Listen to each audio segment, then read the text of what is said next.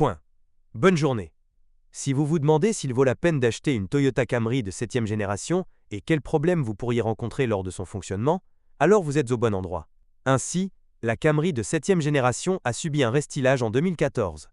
La version pré-restylée de la berline japonaise semble plus solide, mais déçoit en même temps par l'abondance de chrome, qui se trouble avec le temps. La berline mise à jour ne peut plus se vanter d'une apparence monumentale, mais elle offre en retour, par exemple, une isolation phonique améliorée. Il est dommage que les Japonais n'aient rien fait avec les sièges extrêmement éphémères lors de la mise à jour prévue. La sellerie en tissu peut paraître si imprésentable après un parcours de 50 à 60 000 km qu'on pourrait penser que la voiture a parcouru les 250 000 km. Le revêtement en cuir est un peu plus résistant à l'usure, mais il est également loin d'atteindre la norme de durabilité. Il n'est pas surprenant que parfois les concessionnaires remplacent même les sièges sous garantie. Dans le cadre de la garantie, certains propriétaires ont pu remplacer gratuitement le fragile couvercle de la boîte à gants. Beaucoup de grillons sont un autre problème typique de la Camry. Au début, les bruits parasites proviennent principalement du dessous du panneau avant, puis tout l'habitacle commence à émettre des grincements. Seules des mesures véritablement radicales peuvent contribuer à éliminer complètement les grillons, par exemple, démontage complet et remontage ultérieur de l'intérieur. Lors de cette dernière, les artisans utilisent des matériaux et des joints insonorisants supplémentaires.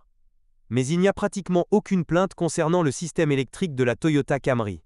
Les propriétaires se plaignent principalement des boutons des vitres électriques, qui ont tendance à bugger. Du coup, au moment le plus inopportun, la vitre baissée refuse brusquement de monter. Même si les Japonais souhaitent utiliser des solutions techniques simples et éprouvées dans leur voiture, même eux ne parviennent pas à ignorer le progrès technique. C'est pourquoi le moteur atmosphérique de 2,5 litres utilisé dans la Camry de 7e génération s'est avéré techniquement loin d'être le plus simple. Il utilisait des déphaseurs sur les arbres d'admission et d'échappement, et un collecteur d'admission à géométrie variable. Les déphaseurs peuvent causer des problèmes. Leur dysfonctionnement sera indiqué par des cognements et un fonctionnement inégal du moteur au démarrage. Mais dans l'ensemble, le 4 cylindres de 2,5 litres est vraiment fiable. Avec un entretien approprié, il résistera à 500 000 km. De nombreux propriétaires considèrent même le moteur de 2,5 litres comme un millionnaire, mais c'est plutôt un fantasme. La clé d'un fonctionnement prolongé du moteur réside dans des lubrifiants de haute qualité et dans le respect des règles d'entretien. Vous devrez visiter le service tous les 10 000 km. Le papillon des gaz devra être nettoyé tous les 30 à 40 000 km. De plus, les propriétaires de Camry ne doivent pas négliger la surveillance périodique du niveau d'huile. Il peut tomber en raison d'une fuite du joint d'huile arrière du vilebrequin. Le moteur de base de la Camry était un 4 cylindres de 2,0 litres développant 148 chevaux. Et c'est aussi bien même si sa ressource est estimée à seulement 300 000 km. L'essentiel est de surveiller l'état de l'entraînement par chaîne de distribution. Si la chaîne saute, des réparations majeures ne peuvent être évitées. Si la chaîne saute, des réparations majeures ne peuvent être évitées. En 2014, un nouveau moteur de série de 2 litres à injection de carburant mixte a commencé à être installé sur la voiture. La conception du nouveau moteur s'est avérée beaucoup plus complexe que la précédente. Mais malgré cela, il ne souffre pas de problème de fiabilité.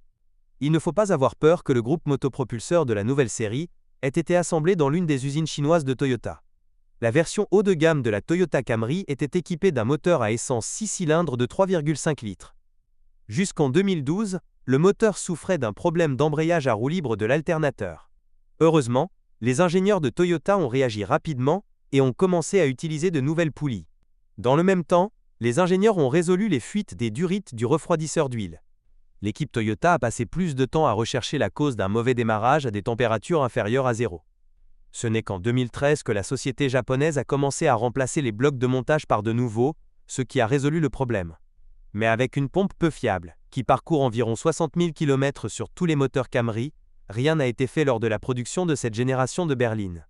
En général, le moteur de 3,5 litres n'est en aucun cas inférieur en fiabilité aux unités à 4 cylindres. Mais cela ne vaut guère la peine de s'y attarder. Pour les acheteurs d'une voiture d'occasion, une consommation de 16 à 18 litres en conditions urbaines peut devenir une mauvaise surprise, après quoi ils ne voudront même plus penser à une bonne dynamique. Jusqu'en 2014, les berlines équipées d'un moteur de 2,0 litres étaient équipées d'une transmission automatique primitive à 4 vitesses. La boîte n'impliquait ni efficacité ni dynamique d'ouragan, mais du point de vue de la fiabilité, elle s'est avérée idéale. Ce n'est pas pour rien que de nombreux artisans sont encore convaincus que cette transmission ne peut être cassée que volontairement. C'est bien entendu une exagération. Le plus souvent, les propriétaires eux-mêmes, sans aucune intention malveillante, raccourcissent la durée de vie de la machine. Ne connaissant aucun problème avec la boîte de vitesse, ils oublient simplement de surveiller le niveau de liquide de transmission. Toyota elle-même est en partie responsable de cela, affirmant que l'huile dans la boîte est remplie pendant toute sa durée de vie. Il est important de comprendre que la transmission automatique archaïque à 4 rapports n'est pas conçue pour une conduite active. La première réparation mineure programmée est généralement associée à des fuites de joints d'huile. Dans le même temps, la box, même en tenant compte des tâches, fonctionne tout à fait normalement. Sur les berlines restylées, la transmission automatique à 4 rapports a cédé la place à une boîte de vitesse moderne à 6 rapports. La box E1 dispose également d'une ressource considérable. Un kilométrage de 300 000 km n'est pas critique pour cela. L'essentiel est de ne pas oublier les changements d'huile et de filtre en temps opportun. Ce dernier doit être mis à jour une vidange d'huile sur 2. L'huile elle-même change à mesure qu'elle devient sale. Plus le kilométrage est élevé, plus les intervalles de remplacement sont courts. Les spécimens dont l'huile pour engrenage dégage une odeur de brûlé doivent être jetés. Le fait est que la société E1 exige de tout changer, pas seulement des embrayages grillés. Naturellement, de telles réparations coûteront très cher. Les propriétaires qui préfèrent un style de conduite agressif seront probablement confrontés au remplacement du couvercle de la boîte arrière. Et tout cela à cause de la charge de flexion importante qui se produit lors d'une conduite active. Le couvercle est brisé par un anneau de calage en téflon, après quoi commence une diminution progressive de la pression d'huile. Cela entraîne à son tour un glissement et une brûlure des embrayages. S'il y a de l'huile sale dans la boîte à ce moment-là, le problème s'aggrave. Les réglages de suspension des Camry 2011 et 2014 sont différents. Au début, les ingénieurs ont donné la priorité à la maniabilité, et après le restylage, l'accent a été mis sur le confort.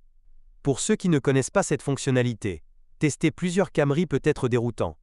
Cependant, quels que soient les réglages, la suspension de la berline japonaise est d'une durabilité louable.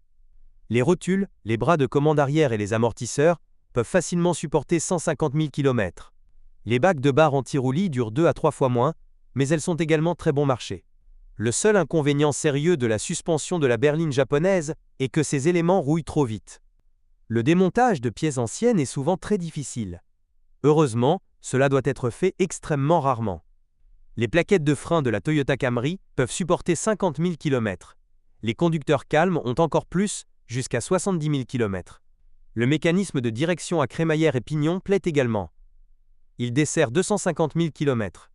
D'une part, la Toyota Camry de 7e génération ne laisse aucun doute sur sa plus grande fiabilité. En revanche, des traces de rouille sur une voiture de 5 à 6 ans qui n'a pas été accidentée peuvent facilement vous décourager.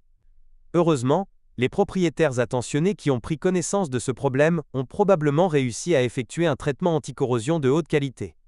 De plus, dans le cas de la Camry, l'argent investi dans cette voiture sera certainement rentable plusieurs fois lorsque la voiture sera ensuite vendue.